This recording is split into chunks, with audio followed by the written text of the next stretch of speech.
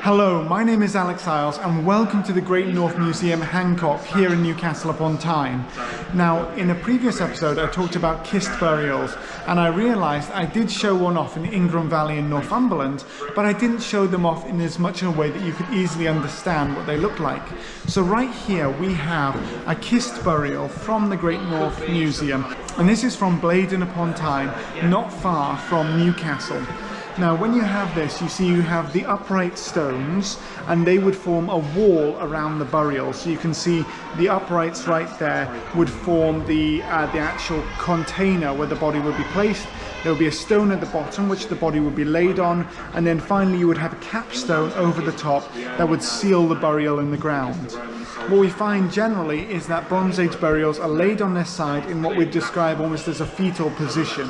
When they're placed there on a fetal position, they are then accompanied by grave goods.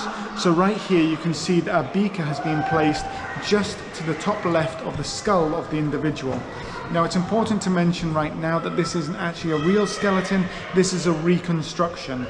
It's one that's been made, so these aren't actual human remains.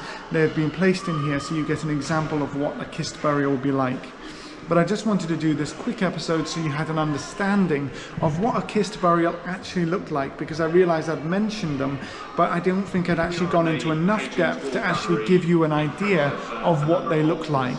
So this was the way that the Bronze Age people one of the ways the Bronze Age people would bury their dead into the landscape. So rather than in the Neolithic period where you have these communal burials which are formed in long barrows and stuff like that, now you start getting individual high status burials like this, where you have these kists are made and then important individuals are buried into the ground in a sole grave burial. And then later on sometimes you get additional burials, probably from the same family, added together into a kist or into a cairn, where you start seeing communal cremations as well. So that's an example of a kist burial right here, and it gives you an idea of what these would look like in the landscape.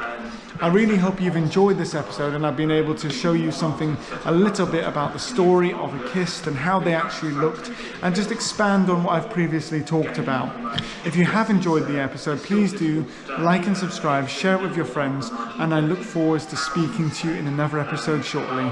Thank you very much again.